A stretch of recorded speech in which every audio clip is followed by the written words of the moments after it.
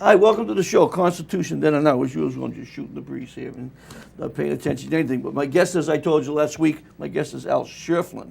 Shurtleff. Okay. Hopefully last time I pronounced it wrong. Today, he was on the show a while back. Yeah, I think back in June or May or so. May or something like that, yeah.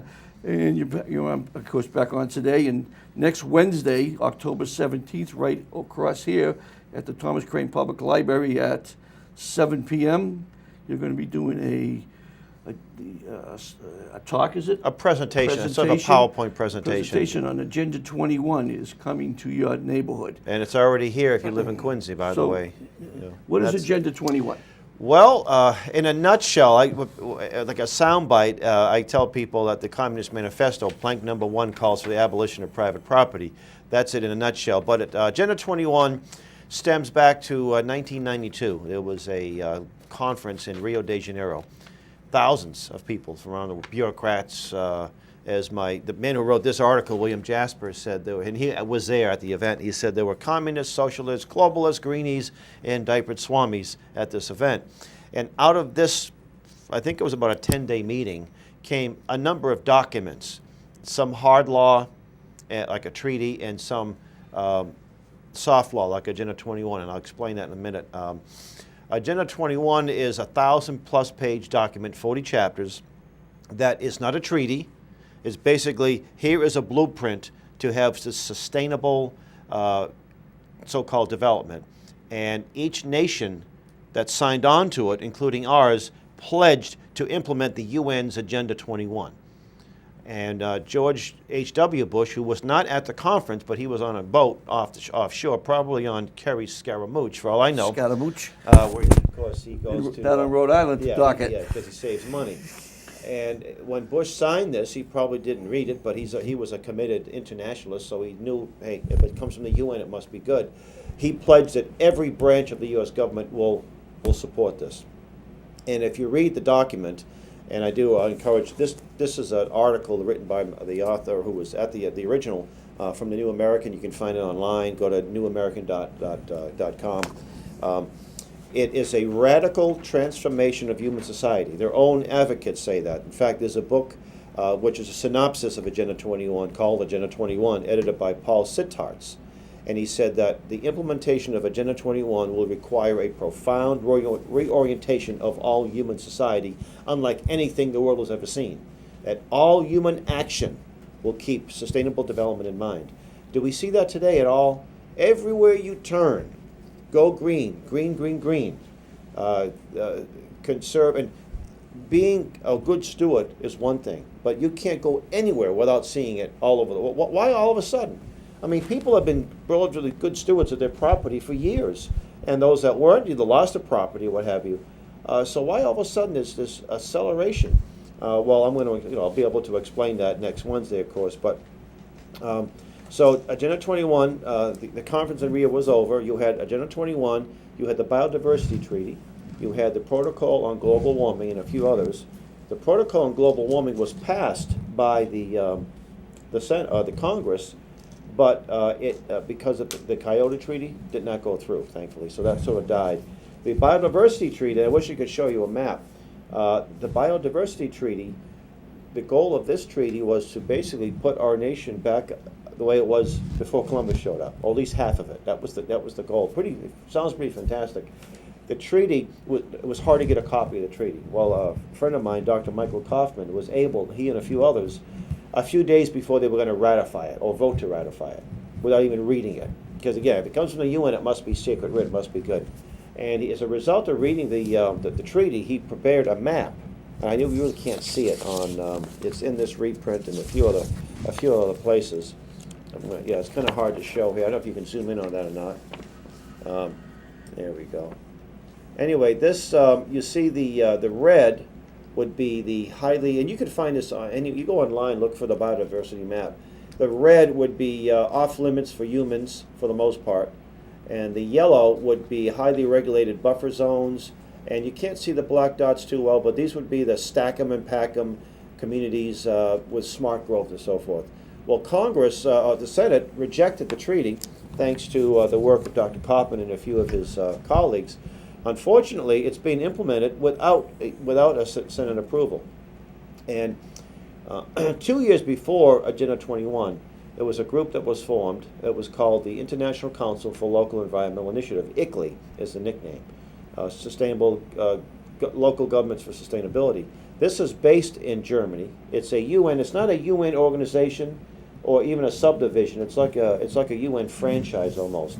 And their goal was to get towns and cities and counties around the world to promote Agenda 21 at the local level, circumventing state legislatures and Congress. And today there are about 1,200 members around the world that belong to this. Getting back to the Rio conference, there were a few people who are quite well known to us today that were some of the key supporters there. One of them was a man named Maurice Strong. Maurice Strong was the granddaddy of the UN Agenda 21. He now lives in communist China, Canadian billionaire. At the age of 14, he went out to sea, very little formal education, but 18, he was a UN passcode clerk at the UN headquarters. Within 7 years, he's leading a major oil company and a financial company in Canada. How did that happen? Because he knew David Rockefeller. Anyway, Maurice Strong, at this conference, said the biggest threat to the world, it's not Muslim fanatics, it's not missiles pointing at us from China or from Russia, it's the American middle class. And he was widely applauded, even by our own delegates. The reason why we're the biggest threat to the world to these folks is the fact that we have, in their idea, we have high consumption patterns. We live in single-family homes, unsustainable. You know, we eat meat, red meats especially. We drive cars and all these other things. In their eyes, our lifestyles aren't sustainable. That's why half of the ICLEI members around the world are in the United States. So there's a full court press against the American middle class at the UN Agenda 21. And what's interesting is that many of the towns that join, these are towns that are upper middle class, like Wellesley, Massachusetts, like Hingham, Massachusetts. Now here in Quincy, they're not formal members of ICLEI, but several years ago, the Massachusetts legislature passed, it was signed in by DeVal Patrick, Massachusetts Green Communities. And that's how they implement it at the local level. So you get the governor, and I would imagine the average person voting for this never heard of Agenda 21. I've given, probably close to 70 presentations around the region, different states, probably about 15 different states. I visited these elected officials, these town halls, and most people say, what's that? People that are completely promoting it, whether they be planners, regional planners, or people at the local level. There was one young lady in town in Nashua, New Hampshire. She's working for an entity that's implementing it, and she's never heard of it. And I said, well, that's not unusual. And I would think the people in Quincy who voted for it probably thought it was a good idea. Now, green communities, what they do when your town belongs, and right now there's about 103, they have the software from ICLEI, right? So they're actually implementing the guidelines, and there isn't any UN threat. There isn't anybody coming in here with blue helmets and Uzis saying you better do this or else. That people here locally are promoting it. And what's the incentive? Well, they get state and federal money. In fact, I visited a number of town halls and city halls where they have on display these gigantic checks that when they sign on to that, they got a couple $100,000 for this, a couple $100,000 for that, but also they leave themselves open for federal grants to put wind turbines or solar panels. And what these towns do is they set guidelines. We're going to lower our so-called carbon footprint. Now, I gave you a book here just a few minutes ago, written by Noah Webster. One of my favorites. Well, one of the foundations of Agenda 21 is this notion that there's man-made global warming. Mm-hmm. Well, we believe that there isn't any man-made global warming, and there are about 30,000 hard scientists in the United States alone that signed a petition started by Dr. Arthur Robinson that say so. So anyway, I point this book out because in 1810 a book was published, or a dissertation that Noah Webster gave refuting global warming was published way back then. So it's nothing new. And now they use the word climate change because they're afraid to say the word global warming. Well, it doesn't work anymore. And you look at Agenda 21, the original document, it talks about acid rain, and it talks about ozone holes. We don't hear much about acid rain and ozone holes today because it's been totally discredited. Right. But back then it was people were afraid to, use use a hairspray because it was going to put a big hole in the ozone. It was a bunch of nonsense. But it scared people, and that's what it's all about. And even if every person in the United States adhered to this Agenda 21, if we shut off all the lights, stopped driving cars and rode bicycles, and stopped eating meat, it would have no impact, even if there were man-made global warming. The reason being, countries like communist China and Brazil and India have doubled their use of electricity in the last 10 years. We've lowered ours about 1.5%. So all these windmills that are popping up, wind turbines, it's addressing a problem that doesn't exist. It's a real hoax. And you see, I refer to it as the green mafia. There's billions of dollars involved in this. And I think that's why there's a lot of fear, even in the Republican Party in Massachusetts. They refuse, right now, currently refuse to address it. We've had some success at the local level, but a lot of people are just, they're making money off it. There's green contractors, you see, there's green people, green architects, green designers, green builders. So as long as there's lots of making money in it. But why also is it bad? If Quincy becomes a member of the green community, they set guidelines. They get federal or state money. That sounds all very good. They're actually people being bribed to get taxpayers' money. That's how bad it is. I've seen that here. Yeah. We've heard that we've actually got people on tape saying, use the term "carrot before the stick" or bribe and laugh about it down in the southeast part of the state here. We have it on video. They think it's pretty funny. So right now there's 103 towns and cities that belong to the green communities, and about 27 or so that belong to ICLEI, formerly belonged to ICLEI. 3 had pulled out in the last year or so, including Carver, Massachusetts. But when Quincy dedicates itself to becoming a green community, it's not just the federal tax money, which that in itself is wrong, getting the federal grants, but they set these guidelines up to be reduce their carbon emissions. So they might have solar panels, but what makes it worse is they start doing energy audits of the citizens, the homes. Your home may have already been audited. In some cases, you don't even know. If you get a smart meter, and I don't know the extent of smart meters here in Quincy, but also you have to establish green codes, building codes, or stretch codes. You adopt these, you want to sell your house. If it's not green code compliant, you're going to spend thousands of dollars. Or say you want to add an addition to your house, or any improvement, or even cut a tree down. I've heard people tell me they own property and they need to get permission to cut a tree down from the federal government if they're so close like to a like scenic byways area. So it's pretty bad stuff. And of course, also the public schools and private schools are totally, especially public schools, promoting this. They're not teaching you about the Constitution. No. They're not teaching you about the marvels of the free enterprise system. They teach you about going green. In fact, I was looking before I came in. There's this booklet, a book that the UN published in 1993. It was called Rescue Mission Plan on Earth, a children's guide to Agenda 21. And they don't like to say the Agenda 21 anymore, and I'll tell you why in a few seconds. But this book was the most blatant propaganda that I've seen in a long time, all aimed at children. So they're trying to get these children to be so misinformed on this subject and keep them scared, of course, on this subject. So anyway, we've had a lot of success in the last year or so. Number of towns around the country have pulled out of Agenda 21, and I mentioned Carver.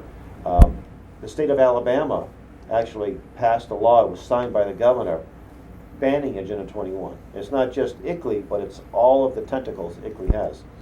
And in fact, when the town belongs to ICLEI, it's easy to identify that. But the green communities, it's a little more difficult. And if you go to the Green Communities website in Massachusetts, you'll see exactly what they want, what they implement. I don't see the word freedom and liberty anywhere on that page.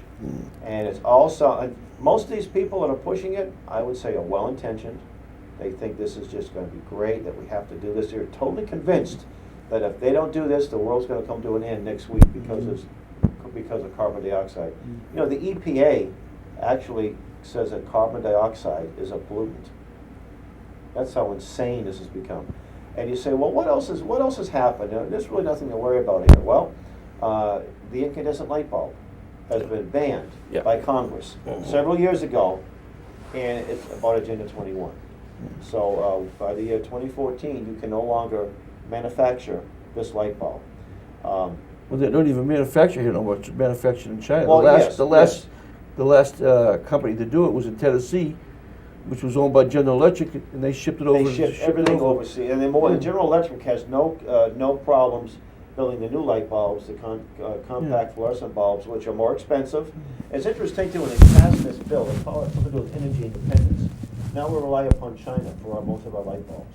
And when these light bulbs break, you break your incandescent light bulb, it's not a good thing. You gotta clean it up. You don't wanna step on the glass. But you don't have to worry about calling a hazmat team. You break up one of these new light bulbs, well, they're not new, but these compact bulbs, Right. they want you to call a hazmat team. You don't just clean it up and throw it away. It's very, very potentially dangerous. You've got some dangerous minerals, toxic things in these bulbs. And this is supposed to be better. And again, in the free market, you look at alternative. You'll say, well, I'd rather pay 50 cents for this bulb that may not last as long, but it's a lot safer. Well, some people say, hey, I'll pay $5 for this bulb. It's going to last me several years, and I'm willing to take the risk. That's what freedom is about. Right. And that's not. Now, recently, Concord, Massachusetts, you may have heard about this, some of the listeners or viewers, they banned bottled water. Yes, I talked about it on this show. Oh, yeah. Now, when the story came out, I read it in the Herald. There was no mention of the reason behind it. So people think, listen to the Howie Carr show, oh, it's just a bunch of moon bats, there's nothing else better to do, and, trust fund, Birkenstock types. Well, it may be some of that, but it's a whole lot more. And the Herald refuses to address it. They will not. They didn't run my letter. They just refused to look at the bigger issue. We actually had an outreach there not too long ago to let people know Concord is a member of ICLEI, the ICLE I mentioned earlier. And this is one of the many policies that's coming down the road. That was the first ban in the country in a town. Massachusetts, of course, had no trouble approving the whole rule petition because the state of Massachusetts is totally committed to this Agenda 21 and green communities. So, Your mic is falling down. oh, okay. But yeah. How did that happen? It fell right off my. Get it? Oh.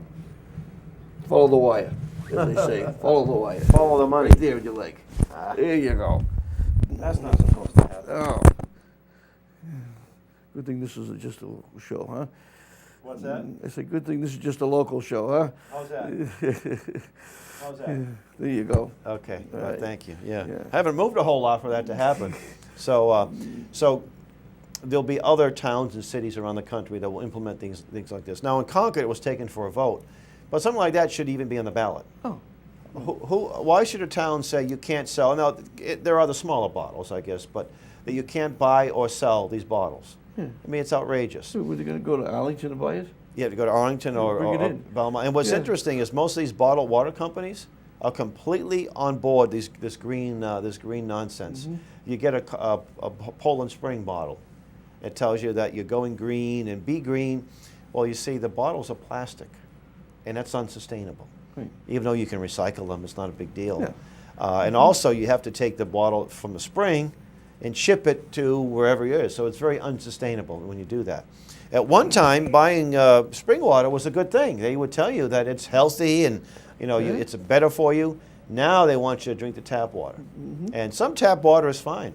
You might have well water. That's But probably again, going back to what you said a minute ago, it's freedom of choice. That's freedom of You choice. can drink your tap water, you can drink your bottled water, you can drink both. That's right. And of course, I live in Boston, and we filter the water, but we usually buy spring water too. Mm-hmm. And so there are many other policies that are going down the pike. Now you look at this alternative energy, windmills, for example, wind turbines. It's old technology. It goes back a couple of thousand years. It's nothing new. The typical wind turbine is about $1.5 million. Now these are the big monstrosities you might see driving down Route 3 or in Hingham or in Plymouth. Hull. I saw one the other day in Plymouth. $1.3 million. They have it. We're told they're good for 14 years, and it takes 12 years to pay for it. Well, that's the optimum. Usually they're good for 4 or 5 years. They catch fire. The gears wear out. Just to replace, I met a gentleman whose company replaces these gears. It's not just like, pulling a spark plug out of a car. It's a major overhaul. It takes thousands of dollars to fix it. Of course, they kill a lot of birds as well. And you put one on a mountain. It's not just, okay, here's one on a mountain, or usually there's a string of them. You have to do clear cutting. You've got to get an access road where you can actually drive a crane up there, and you've got tons of concrete for each particular wind turbine, and then you have transmission lines. So it takes up a lot of the woods, you'd say, a lot of this, and then you look at these ugly turbines for indefinite periods of time. And they're only good about 25% of the time because the wind doesn't always blow, right? Just like the sun goes down on solar panels. So it's very unreliable energy, and you still have to have your backup generators. You know, it's because when there's a demand for the electricity, you have to meet, that grid has to be fed. And then at night, sometimes the consumption goes down. So what do? You have to shut these things off. And if it's too windy, you got to shut them off anyway. So I have a friend of mine whose son actually makes the smaller private sector, no government involvement. They go for about $30,000 a piece. And he told his dad, he said, "Dad, most of my clients don't even care if these things work. They just want to show the people they're going green." Really? Now, about going green, right now we're in a recession. I think it makes sense to maximize your resources. That to me is going green. You're at home and you're paying the gas bill, you're paying the electricity bill. You shut the lights off when you're not using them. You shut off that appliance. You might use the cold on your washing machine because you're paying for the hot water. When it's cold out, you shut the window. When it's warm out, maybe you open the window and put the fan on as opposed to put the air conditioner on. That is going green. To me, it's just good sense. Yeah. You know, you have a product. Hey, maybe I can use this thing again. Maybe I can use the bag for something else. I can use the box. That's just good sense. I don't need the government. I don't need the UN to tell me how to maximize my resources. Some people may have to learn about certain things, and that's fine. And recycling. Now, I remember, I'm 53. I remember when in the 60s, you used to get 2 cents for a bottle, a Coke bottle. Right. There wasn't any mandate. It was because the bottle company, it was profitable to pay you 2 cents to wash that bottle. I think they used the same bottles, right? Sure. They didn't crush them. No, because when I worked for Hood's Milk for years. Yeah. And I sure, used to, and they still do that. And the home delivery trucks, yeah. Even though I was driving a trailer for them, but the home delivery trucks, you still had the bottles. That's right. They used to bring the bottles back, and they put the bottles on this conveyor belt, and they'd all go through, and the thing would come down with the soap and the water and everything else, and the chemicals, and then they go put milk in it again. Now, with a lot of these recyclables, in some cases, it takes more energy to recycle a plastic bottle or aluminum can than it does. Then you might as well just throw it in the dump. In some cases, it's profitable. If that's the case, then the government should be paying us. If they're collecting, if a company's collecting my trash or my recyclable and making money, shouldn't I be getting something? So it's not happening. Again, in many cases, it's a loss. It's an energy drain too. Then there's ethanol. That's another one too. Ethanol is more. This is a federal mandate. Yeah, they're having problems with the corn. That's right. This is based on Agenda 21. The United States is totally committed to it. So they passed policies. 40% of the corn crop is being put in your gas tank. It's bad for the car, bad for the engine. I actually met I was in Indiana not too long ago, and some of the farmers are actually cutting down their trees to plant more corn. And it's always good to have rows of trees on these because you get erosion control and wind and all that. So now they know they're going to get 40% of their money, their crop subsidized. And on top of that, the price for everything else goes up. So you want to buy some food-based corn products, everything goes up. So again, this is another mandate that's based on Agenda 21. So many other things of this nature. And we tell people that you have to understand what the problem is. You have to take action. I wouldn't be surprised if not many people in Quincy even know that their town or city is implementing Agenda 21. That's why we do these presentations. I would imagine that you probably had the city planner, city manager, probably was enticed to join. They have full-time people. They got about 4 people that are paid by our tax money, Massachusetts, to go around talking about getting towns to join ICLEI, Green Communities. I'm sure there was no vote on the ballot about this. And I would encourage the people of Quincy to get this thing off, kick it out. So I'm giving a presentation. Now, when is your show on Friday? Friday, you're doing it next Wednesday. Yes. So this will be shown Friday night and Sunday night. So at the library right here, right next door at 7 o'clock, I'll be giving a stand-up presentation, a PowerPoint presentation, be talking about the parent organization behind Agenda 21, of course the UN, talking about how rotten the UN is, and the history of Agenda 21, and some of the people promoting Agenda 21, local and national and international, and what can be done about it. So, and there's a lot you can do, and we've had a lot of success stories with Agenda 21, and You know, it's funny because when you're talking about this, this way you can conserve on energy and everything like that. In my house, I only burn kerosene lanterns. It costs me $20 every two really? years. Yeah. Yeah, 4 gallons about every 2 years. It costs me $20. I plug everything in the winter. I mean, I do this on my own. I don't do this because the government tells me anything else to do. You know, because I'm the only one that lives there. So I mean, I can do this stuff. So like now in the winter, I unplug my regular refrigerator. I have an original Ice box. Huh? Ice box. It's on my back screened-in back porch, and I put everything out there with a block of ice, and then the block of ice from like around late December till about February. And if it doesn't really get warm, it doesn't melt all the way, or I just go to the liquor store or something and throw some ice in there, but everything stays cold. Yes, so you're very sustainable. You're green, right? Without having the UN to tell you, you're being Well, I have green. a bumper sticker on the back of my truck that says "Go Blue, burn whale oil." Well, let me do a little bit about the United Nations. Well, the United Nations, because again, this is the parent organization of Agenda 21. Well, Agenda 21 was, I think, if I understand right, the way I've researched it is a part of the United Nations. Well, it's a plan. That was founded at the UN. Yeah. The people. Dr. Michael Kaufman said that there's an organization called the International Union for the Conservation of Nature, IUCN. Very powerful, little-known entity. They're the ones that probably actually wrote this 1,000-plus page document. This organization. So that's where it's coming from. And by the way, the the APA, American Planning Association, is also very much involved. George Bush signed it into law. I'm sorry, not into law, but he signed an agreement that we would participate. This would be George Daddy Bush. Bill Clinton in 1993 established the Presidential Office on Sustainability, and he had a board of advisors. One of the advisors was Kenneth Lay of Enron, right? So Enron was a big green company, and of course we know what happened to Enron. He gave $1 million to the American Planning Association to basically come up with a plan to implement Agenda 21 in the United States. And they came up with a book. It's available online, Towards a Sustainable America. And there are 8 goals that they have set. And one of them is population stabilization. Now, you know your Constitution pretty well. I've never seen that anywhere in the Constitution, that one of the goals of our government is to stabilize the population.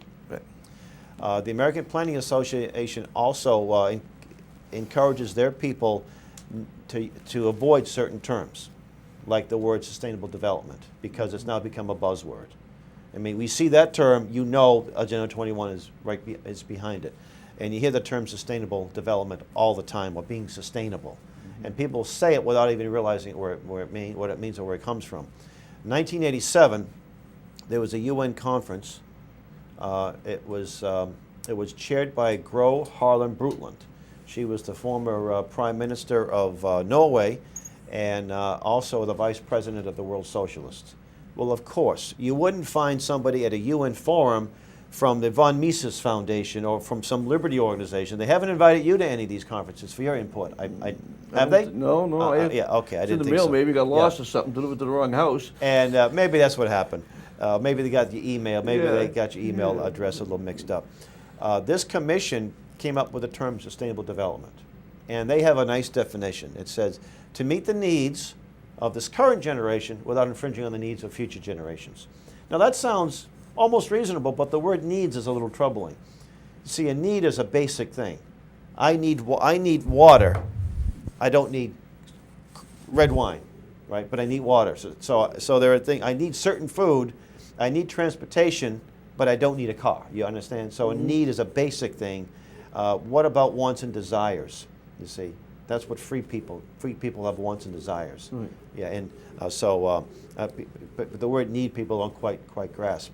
So anyway, in '87, this is what they had. They also had a few years before that. They had a conference in the British Columbia on world habitat, right, in Vancouver, and there they said that every government should have a policy about relocating its citizens.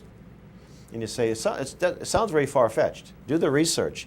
This is where the term smart growth comes in. Now, smart growth. What's the opposite of smart growth? Stupid growth, right? Mm-hmm. So smart growth is one of the Agenda 21 policies where they go into a town or a city or a state, and they will designate certain areas where there'll be economic activity. And this is where they put the big house, what they call them, stack 'em and pack 'em housing. The rest of the area of that town or city would be off limits for building or conservation restrictions, conservation land. So if you happen to fall in that smart growth zone, your property may go up in value, right? But if you're outside that smart growth zone, your property is going to go downhill. And in order to implement this biodiversity treaty that I mentioned that was rejected, they're using groups like the Nature Conservancy. They're using land trusts. I'm not suggesting all land trusts, but a land trust will say, okay, we target certain properties for acquisition, and the land trust will will buy these, or they'll tell people, look, you can live on that land as long as you want. Sell us a conservation easement, and you think, wow, I'm getting some money. And then you do that, and you've just lost your property rights. And then you try to sell that land, and a lot of times they sell it to the land trust for 2 cents on the dollar, and the land trust can actually flip it over to the federal government. And before you know it, you've got all that federal control of all that property, not just yours, but all that property around it.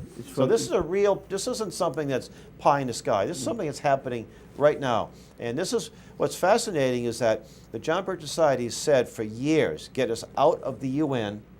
And a lot of people would say, well, we don't like the UN either, but they're really no threat. They're just a bunch of harmless idiots, incompetent boobs. We wish it were that simple. They've been dangerous from the very beginning, and I'll talk a little bit about the UN. But now people see it in their front yard. And this is why so many folks have been coming out to these presentations all over the country and other parts of the world. By the way, they just had Rio Plus 20 in a conference. It wasn't as well attended, but some of they were a little disappointed. They didn't get as much support. Countries are going broke. Greece and Spain are two countries that have completely bought into Agenda 21. That's why they're in the tank. California, it was one of the another state that has totally adopted Agenda 21, and Massachusetts isn't too far behind. So let's get into the UN just a little bit, because it's important to talk about the parent organization. Most people today, we have 2 generations of people who've gone to public schools who have been told that the UN is mankind's last and best hope for peace, that without the UN we've had war, we've had another world war. Well, I think it's important to put that myth to rest right now. The UN was founded back in 1945. The man who wrote the UN Charter was a man named Alger Hiss. And the average listener, who's Alger Hiss? I've heard of him. Well, some people have. He was an advisor to Franklin Roosevelt. He was also a Soviet agent. Not just a liberal, not just an ideological communist, but a Stalinist agent. He wrote the charter. And the UN has been involved in more atrocities. Oh, sheesh. It is the most blatantly anti-American organization probably in the world. If you read the charter and read the U.S. Constitution, total opposites, and a few reasons. Our Constitution, and you know a little bit about it, right? It does not give us any rights. We already have those rights. Absolutely. It protects rights that already belong to us. The UN Charter and its documents that came out of the UN do not say where rights come from. It's implied they come from governments or come from the UN. And you might, in the UN Declaration of International Human Rights, you have the right to free speech, you have the right to freedom of religion, freedom of travel, even you have the right to a vacation. Isn't that nice? The UN says you should have vacation. You look at a few paragraphs later and all those rights are qualified out of existence. And you're not allowed to criticize the UN. In the UN world, if they had control, you would not be allowed to criticize them, you see. So, U.S. Constitution, rights come from God. Yep. They can't be taken away. That's right. Like you say, you don't have a right to keep and bear arms. The Constitution doesn't say you have a right that we can take away. See, a civil right is a right the government gives you. Right. it can be taken away when they choose. It might be given to a certain group of people that might have some political power, and at some point those rights can be taken away. But a God-given right cannot be taken away. Exactly. So, so the UN, they've had their so-called, they are the biggest supporters of terrorism around the world. You know, that happened to Rwanda back in the mid-90s. Almost 1 million people were hacked to death, butchered from one tribe over the other, the Tutsis and the Hutus. Well, the man in charge, there was a UN mission there, and there was a Canadian general that was in charge of the military mission. He got wind of this potential or soon to be threatening genocide, and he tried to intervene. He went to the head of the civilian mission for permission, and he was denied. Stand down. In fact, some of these people used UN vehicles to transport the Tutsis to kill the Hutus.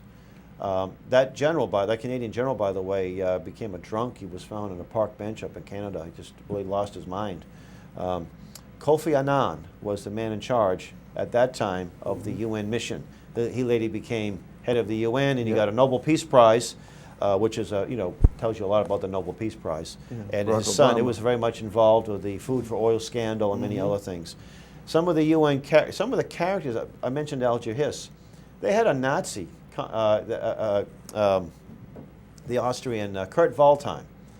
It's interesting because John Birch Society was exposing him way back in the 70s, before he became head of the UN. Here's a man that wasn't just a low-level official in the German government during World War II. We're talking about a man who took an oath to obey Adolf Hitler and was responsible for deporting Jews in Greece.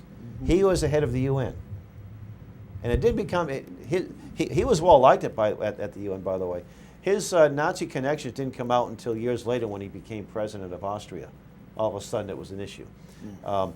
The UN has actually gives the PLO, Palestine Liberation Organization, observation status. They enabled Yasser Arafat. You know, the late Yasser Arafat was responsible for a lot of terrorism. The UN, they have so-called peacekeepers. And some of these so-called peacekeepers have been guilty of some horrible crimes like rape and murder, from Gitanga back in the 60s to more recent UN peacekeeping missions. We have a picture of 2 white soldiers holding a black national in Somalia over a fire. You can go online and find that. These soldiers were from Belgium, and they're laughing. They thought it was kind of fun. They kind of put this guy over a fire. Now, you've been in the military. Some of the listeners and the viewers have been in the military. The first thing we learn, one of the first things we learn, is never to obey an unlawful order. Right. Right. Well, I think putting a citizen, a civilian, over a fire is an unlawful order. Yeah. Someone gave them that it order would to be. do that. That's the type of things that go on in UN so-called peacekeeping missions. So the United Nations, we need to get out of the United Nations totally. And I think we've got a great opportunity to educate people about this UN through Agenda 21. I remember a picture they were showing there probably about 10 years ago, maybe a little bit longer. You were over there in the Middle East here, and they were Palestinians were fighting amongst each other with the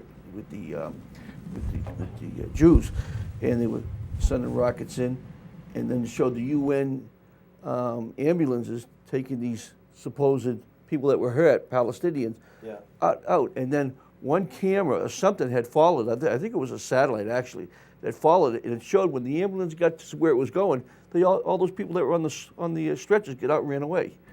Really? Yeah. Yeah, they were acting like, oh, you're killing all these people, hitting all these people, and then they all got out and ran away. Really? Yeah. Yeah, the UN is, like I say, it's... the UN is the we need worst to get thing out we of ever the got. UN. We gotta, again, today in the we got to Quincy stop schools... funding it. That's because we fund what... we fund about something like 70-80% of it. Yeah. And we supply most of the soldiers. Yeah. You see, the United States Constitution, Article 1, Section 8, says that Congress declares war. We haven't declared war since Pearl Harbor. Now, how many military actions have we had? With few exceptions, maybe the Panama issue. You remember that when Daddy Bush went into Panama to get rid of a guy who wasn't paying his bill back in the mid '80s, late '80s. But all of these so-called wars we've had have been approved at the UN. 1945, Congress passes the UN Participation Act. Congress should have never passed So Congress gave its war-making powers, a very awesome power, to a collection of bureaucrats at the UN who despise us.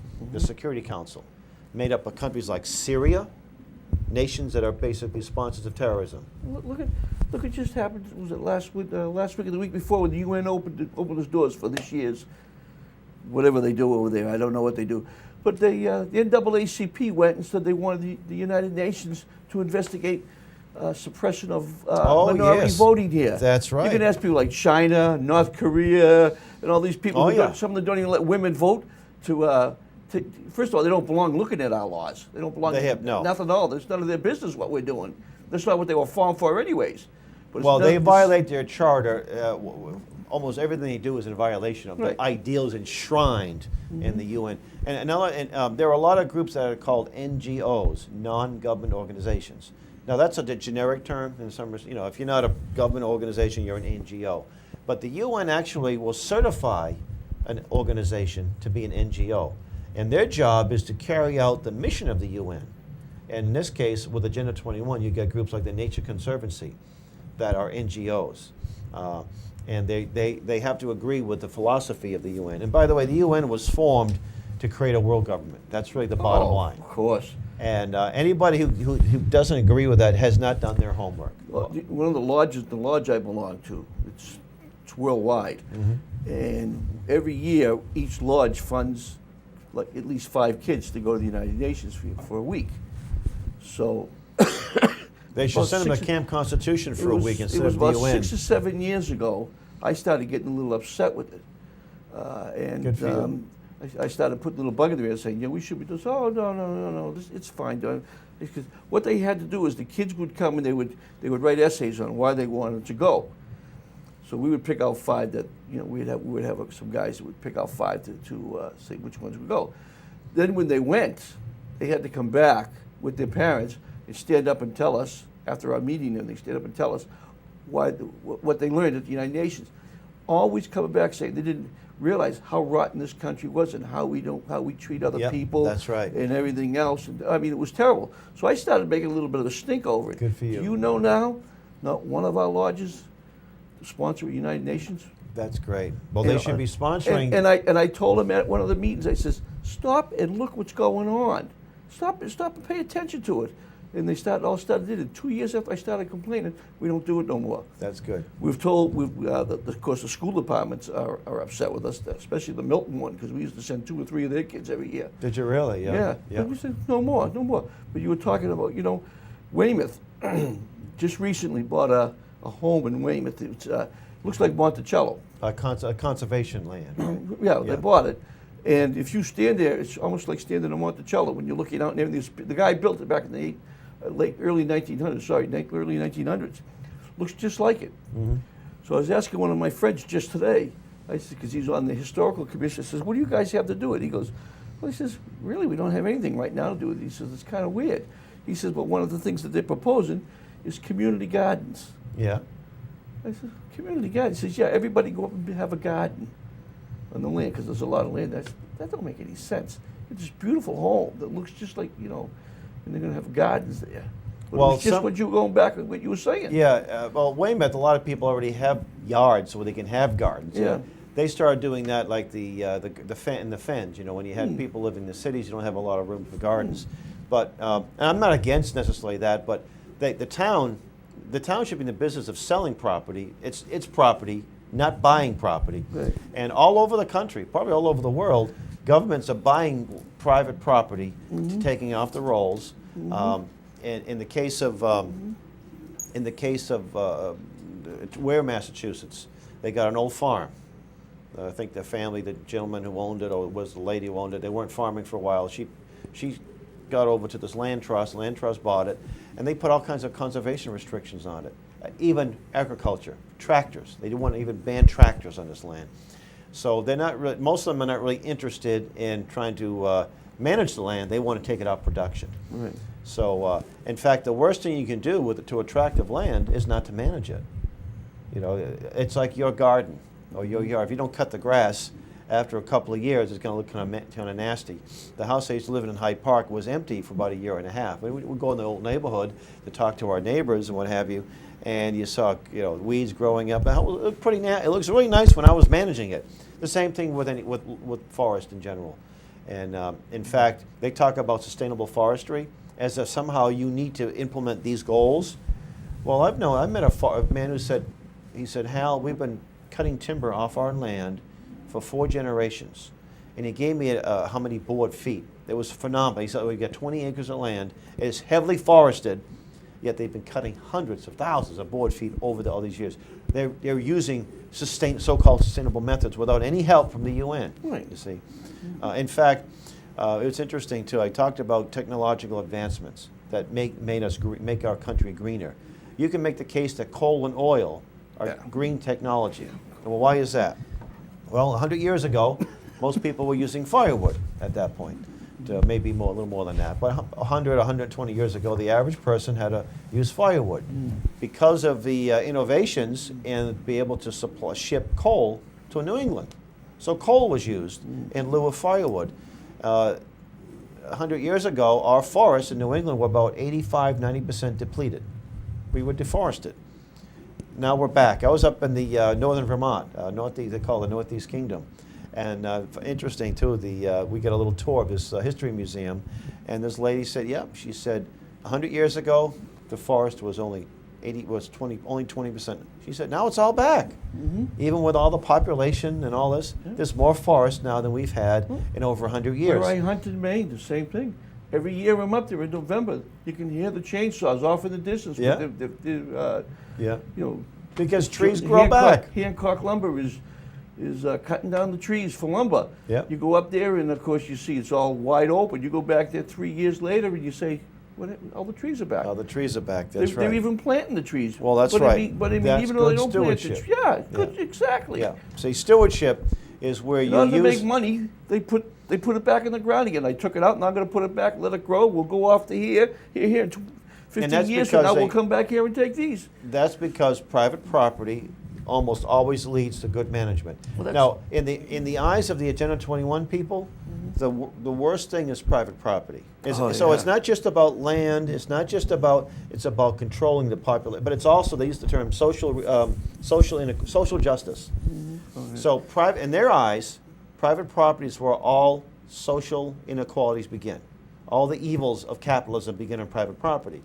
And it's in their own writings. It's nothing, we're not making this up. I mean, it's pretty clear. So how do you do that? You do away with private property, or you control it. You own it, but we're going to control what you do on that land. Mussolini was a lot more honest. He was a fascist, and he didn't make any bones about it. These people, if they're not outright communist or they use the term communitarianism, they're right? Communist. Right? They're not, with a small c. They want us. They're between, you get the green fascists and the green. They call them watermelons, I guess. Green on the outside, red on the inside is what it is. But they believe that you will not do what's right with your land. We need to tell you. We need to control your land because you will just ruin it without our help. They're doing it now. Oh yes. Yeah, they are. They're doing it now. I mean, they just put a new water thing in my house. It tells me how much water I'm using. Yeah. You can tell me if there's a leak or anything else. You see what they're doing with a water company. The only thing is, are you paying your bill? That's their major concern. They may say to you, look, do you want to save water? Well, of course you'll want to save water. What happens? You save water, then they raise your rates. You see, so they may voluntarily come into your home and give you what you can do to save water. Now, pretty much most of us know shorter showers. Don't water the grass so long. Water it in the morning. Don't water it at night. Whatever. All kinds of different tips you can have.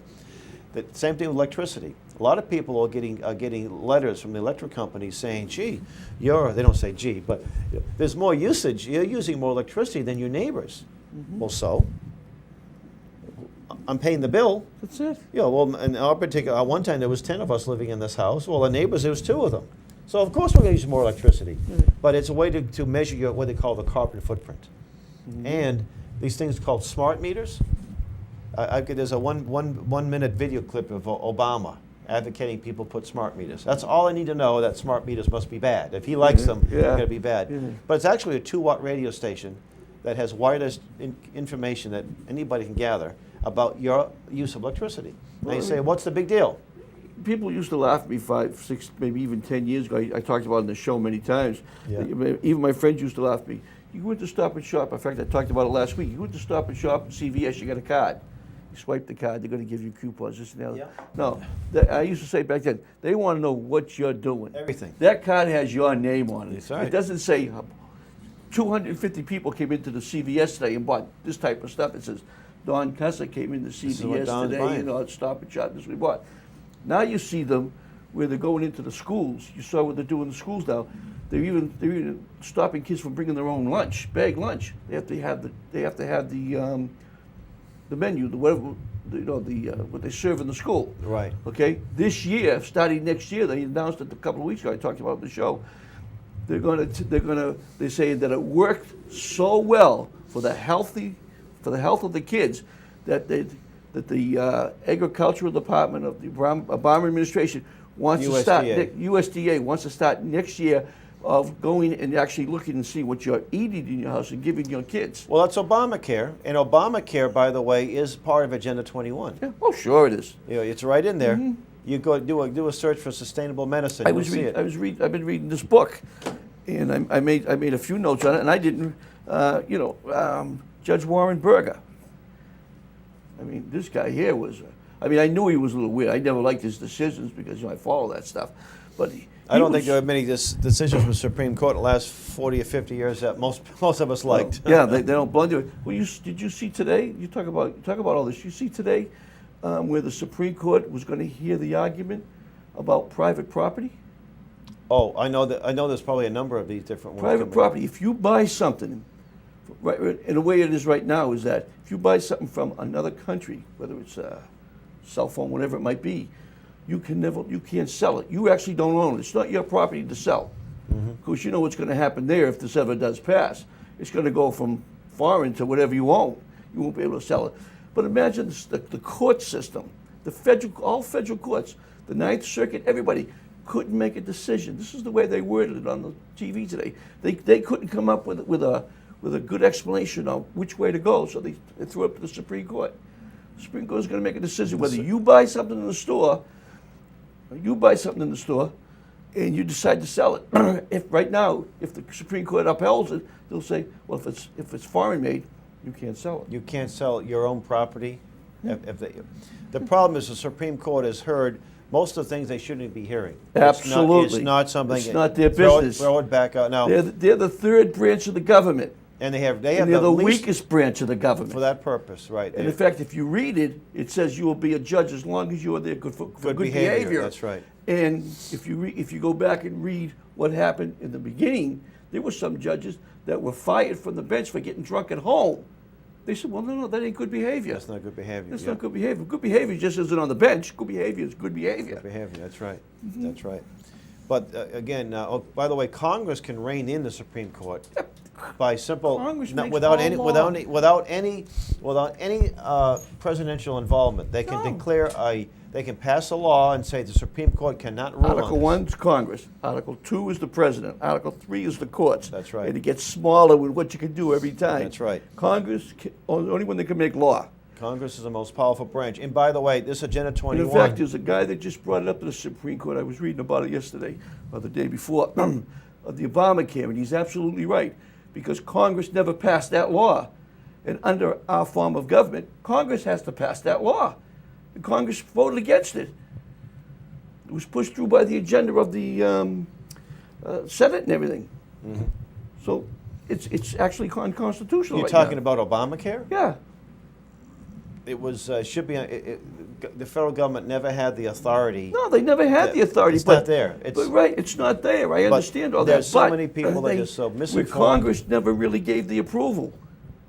And you can't do anything without Congress. They have to make the law. They make law. Well, you know what it is. What Pelosi said. Well, we're not going to read it. We'll pass it. Pass it, then we'll find out what's in it. And then they just go along. They just change the rules as they go along. Yeah. And before that, well. So again, Obamacare is part and parcel of this Agenda 21. Oh, sure. Yeah. And, I mean, he's admitted communist. I mean, if you go back and see some of the stuff he said. But sadly, it was a Republican that signed Agenda 21 to begin with. And in this state, we've got Republicans. Vincent DeVito Go to his website. He's got some kind of energy company, and he's got a video clip of Van Jones. Yeah. Right, the Marxist that was so bad that he was going to be the Green Czar. Yeah. And Tsar, right? The word Tsar scares me along. Exactly, that's a title of nobility, right? Yeah. So you've got Republicans in this state. Of course. But again, we're having success around the country. Even in this, Chicopee said no to green communities. That's a good-sized city. So we've had some success here. Carver kicked out Ickley. And we hope that people in Quincy watching the show will be motivated to learn more about this. They're free to contact me. I'm on Facebook, Hal Shurtleff, West Roxbury. We have an entity called Friends of the Greater Boston John Birch Society. Wednesday night, this coming Wednesday, the 16th, is it? 17th. 17th. At 7 o'clock, I'll be giving a presentation. We'll have a lot of material Thomas available. Crane Public Library. Yeah, right next door here. The John Birch Society. The last time you were on here, and some people had emailed me, and some others who watch the show had asked me, said, and I tried to explain to them, that's not a religion. No. John Birch Society is not a religion. Everybody thinks it's a religion. It's not. No, it was, John Birch himself was a Baptist missionary, but we have people from all different religious backgrounds. But you don't have a church. No. All that stuff there, yeah. No. We have a website, jbs.org, that people, and we have a page with Agenda 21 material. So if you go to jbs.org/Agenda 21, they'll be able to get all kinds of videos, downloads of different petitions, and a lot of good information there.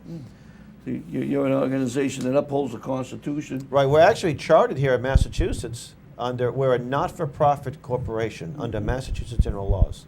And even though we're headquartered in Wisconsin, we're still chartered under Massachusetts laws. So, no, we're not a religion. We have a lot of people who are very devout Christians and what have you. Right. We have Orthodox Jews and you run the gamut. Catholics, Protestants, even some that may not be. I'll tell you another funny story. When you get a couple of minutes, I have to tell you another funny story. Last time you were on the show, you had mentioned about the Coast Guard base. And how they were marching to the No, the Maritime Academy. Maritime Academy. They were marching to the communist. The flag. They were raising the flag. They still do it. Right. So Friday mornings. I talked about that next week on my show, and I talked quite a bit because I went home. I looked at the videos you had told me about and everything, and then I came back and I talked about it.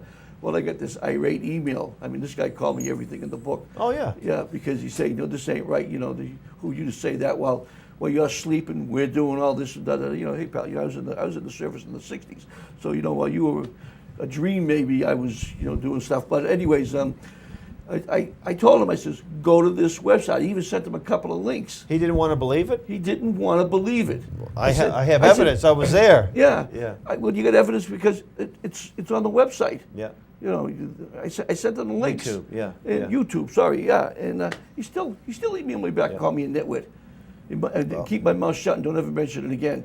So naturally, the next show I mentioned it again. It's gonna be hard to keep your mouth shut. Yeah. But we're living in a dream world. We all have these people that make postings on these various Facebook or what have you. They almost try to pretend that there's no such thing as Agenda 21. It's absurd. Yeah. Or it was just a harmless little gathering of people, and it means nothing. There's no influence here. There's no laws or what have you. But every day we see more and more of the ramifications of this Agenda 21. So next week, Wednesday, October 17th, 7 p.m. right here at the Thomas Crane Public Library, 40 Washington Street, Quincy. Yeah, it's free admission. Free admission. And for more information, I think we had the number up there, but it's 857-498-1309. 857-498-1309. And they can get to go. That's See great. what you have to say. Excellent. Excellent. It's great. Well, thanks for coming on. Thanks for having me. It was a lot of fun. And do it again sometime. We certainly will. Can you make it to the event? I'm going to try. Excellent. I'm going to try. I'm sure most of you, all your listeners will show up. Yeah. Second Amendment Sisters, AFA, those are all your